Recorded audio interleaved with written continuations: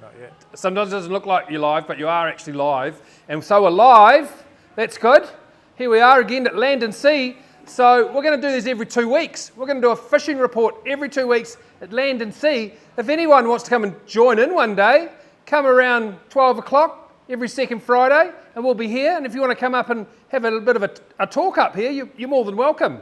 So let's start looking at the weather. So first part's weather. Second part is fishing reports, a bit of tides in there as well, so we can fish comfortably with our lures, because now is a great time of year for lure fishing.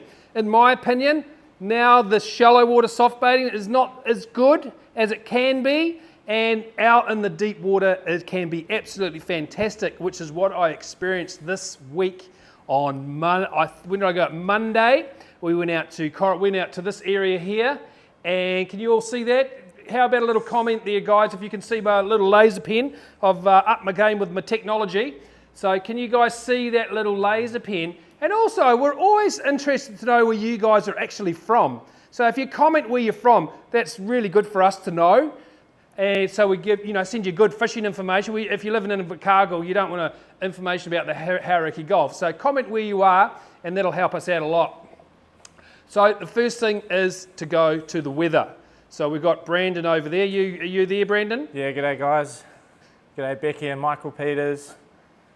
Sweet. So we'll start scrolling through the weather. So we'll just scroll. This is on windy. And so this is, what's that, midnight tonight, 2 a.m., 5 a.m. So that's when you can kind of think about going for a fish. And as you'll notice, we've got easterlies this weekend. Easterly winds, so what that means is fish the incoming tide. So that's Saturday 5 a.m. Let's start scrolling through 8 a.m. Bit windier, so I wouldn't be out here in the middle in the morning on Saturday. It depends how big your boat is, how courageous you are, but that's about, how many knots is that, Brandon? About there, that's about, so it's a little bit over 20. So about 20 knots there, but as you can see, once again, in the Firth of Thames, it's a lot less wind. And a good technique, I used to do it when I was charter fishing in an easterly, is to come in your boat, come down on the inside here through the Tamaki Strait, pop out by Ponui Island, cruise across to here, then you've got this whole coastline to fish in an easterly wind. And then on the way home, it's just a sleigh ride back with the wind and weather, and so it's an easy travel home as well. So a really good idea is to fish this coastline here in easterlies. And so, Zach saying the laser might be a little small. Oh, is it? Maybe give us a point. Laser, I don't know how to make my laser bigger. Yeah. But if you guys would rather let me use my finger, let me know. Is my finger better? Blair's asking, did you catch much at Harvey Norman's? Harvey Norman's. Your car park there? Oh, I can't remember, mate. Can't remember. Harvey Norman's, what was it at Harvey Norman's? I think I was getting something from my phone or something. G'day Ian, how's it going, mate? So back to the weather. So that is, can we go to like in the afternoon on Saturday, Brendan? So that's, Saturday afternoon, we get a bit of a drop in the wind. So over here in the afternoon, what's that? About 10 knots. So if you went over here and fished up along this coastline, I reckon you could do all right. 10 knots, it's not that bad.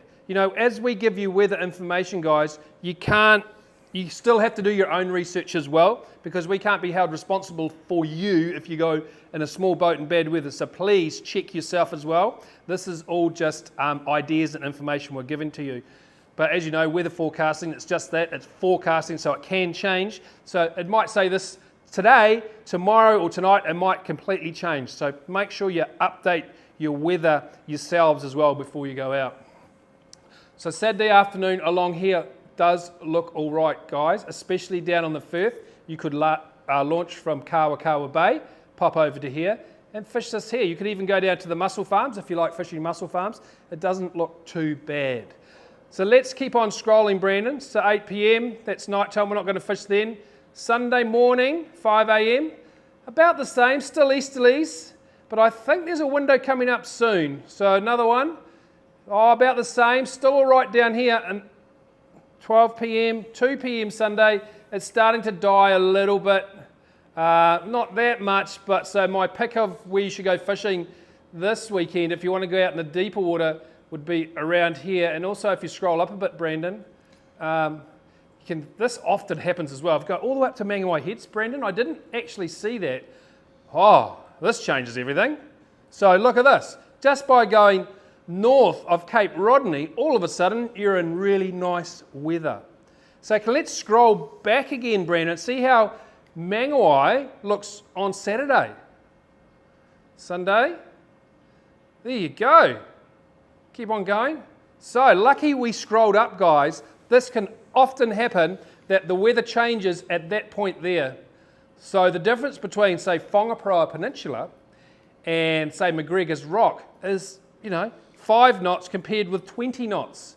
So, change of plan. Where should you go fishing now? You should head up to Mangawhai and fish out of there. Especially, I know there's been workups. The workups are generally around this area here, out just by Sail Rock and a little bit further like southeast of, so there's Sail Rock, so around here has been good, 60, 65 metres, and also straight off the bar in 50 metres, so around here. So it's looking, what about the swell though, Brandon? We better look at the swell because there is a bar to cross. We don't want to put you wrong on the swell for, can we change windy to swell height? We can do that. Let's just check out the swell because we don't want to get you guys wrong here. So you do have to go across a bar.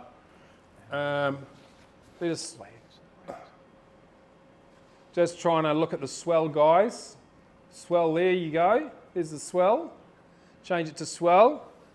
So that, what's that? 1.5 metres. So if you're inexperienced at crossing a bar, it's not a good time for you to go. If you've done it a few times, as I say again, make sure you do your own research. But the thing about bars is don't go at low tide. Don't go at low tide. Try not to go when the tide's going out in low tide. It's always best when the tide, top of the tide, and it's coming in. So the top of the tide's always best. So there is a bit of swell up there. So this is the juggling act, and when you're planning your fishing of where you should go. Up here is lighter wind and a bigger swell. Back down in the Hauraki Gulf, there's more wind but less swell. So you kind of have to make your own decisions around that a little bit. But if it was me, I'd be keeping an eye on the swell tonight. I'd be checking tonight to see what they're actually saying and what the actual swell is there. Because if that says it goes below a metre, you're away. We had a couple of questions around asking whether kayakers should be fishing this weekend. So shallow, maybe somewhere shallow. If we go back to, that's a good question. If we go to the Navionics, Brandon, and we'll have a look around Kowal. So if I was a kayaker this weekend, the areas I would be fishing would be out of Jones Bay. Be around here, Kowal Bay. So you've got an easterly wind coming this way, and so all in here is going to be sheltered, especially down in this channel here, Albert Shoal. All around here is nicely sheltered and easterly. And about, I don't know, a couple of weeks ago, there was heaps of fish in the shallows around here. So they might have moved into there. I've seen workups with gannetson in this area here quite a few times. So for a kayaker, this is where I'd be heading. This is also another good area if you want to stay inshore in the weekend and you're trying to find some shelter from an easterly. You're going to find some here as well. So can we zoom out, Brandon? Let's have a look if there's any other spots in easterlies where we can fish. We've looked there. We've looked at Coromandel. So also, if you zoom in here, Brandon, onto Waiheke. So around this area here, guys, this is sheltered in an easterly as well, which you'll often see the charter boats here in an easterly, and this just right here in the Sargent Channel, in this little hole here. So that can be good fun as well. Also, the good old Ringy Channel. If we scroll over to there, Brandon, good old Ringy Channel, easterly wind. So around here, you're going to get a bit of shelter as well. So maybe if you're a kayaker, you could think about going to the Ringy Toto Channel as well. Inner Harbour, I thought that the Inner Harbour would be kind of finishing now. However, when I went out on Monday, all through here, this area here, and over here, there was terns and anchovy. I don't know if the anchovies, probably whitebait, but terns and petrels, heaps of them like busting up around here. And when I was coming through the sound of just marking bait balls all through the inner harbour. So, you know, maybe go and check that out as well. Have you got any questions there, Brendan? No more questions for anyone? Yell out if you got any questions, guys. Okay. Tides. Let's have a look at the tides, Brendan. So tides, we've got. So if you, this is the thing about weather forecast, guys. If you look on the Swell Map boating kind of app, you can see it's not too bad this weekend. So you kind of got to mix it up with your weather forecasting. Have a look at several sites. What happens is kind of when they don't know what's going to happen, you'll see variance between the two weather sites. When they're all saying the same thing, you can feel pretty safe that's going to be right. So tides, we've got high tide and say midday, so we'd call it 6s and 12s, so low tide at 6, high tide at 12 through the weekend. So in easterly winds, you want to be fishing at incoming tide if you can, which is from the morning till lunchtime. That's going to be your wind with tide.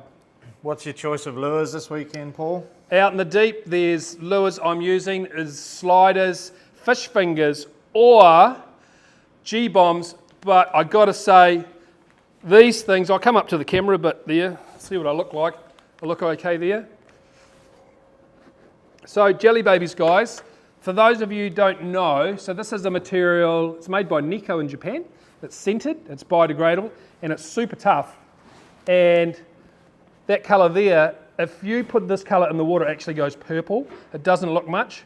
Also, that colour there, this red glitter, these are my two favourite colours. And you'll notice it's not orange and it's not chartreuse. And the reason is, once you pop these in the water, they actually go purple. So these are my pick of the bunch. I'm pretty sure Land and Sea have got a deal going on these at the moment.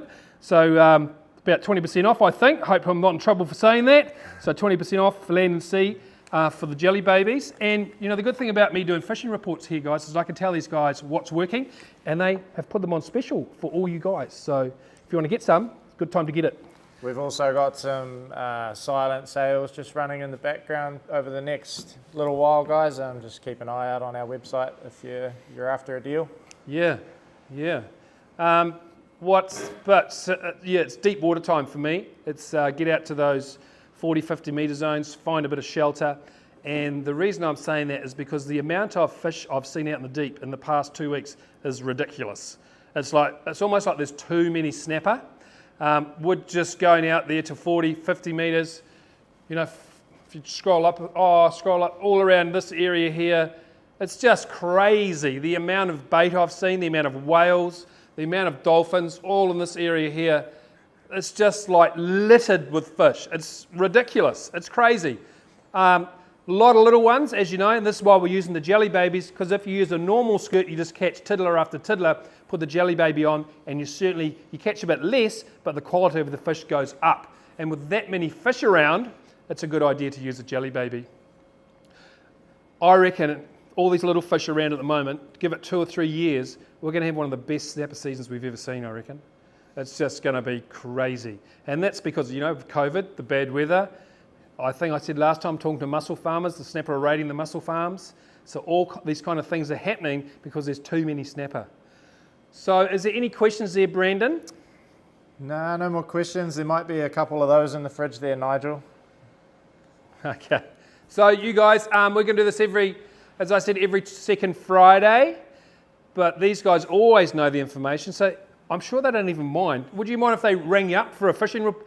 So you can always ring these guys up on the phone and say, where should I go fishing? They will tell you. They'll tell you, for sure. And come and check out the shop. It's really cool. It is really cool. And they've got some deals on. They've got the silent deals. They've got jelly babies on special. So they're letting me come to their shop to use their giant TV. So a good way to support them is to, maybe buy a packet of jelly babies. We just had Jeremiah tune in from Scott's Base. Really? Yeah. Tune in from Scott's Base. Oh, is that a joke? That's what he reckons.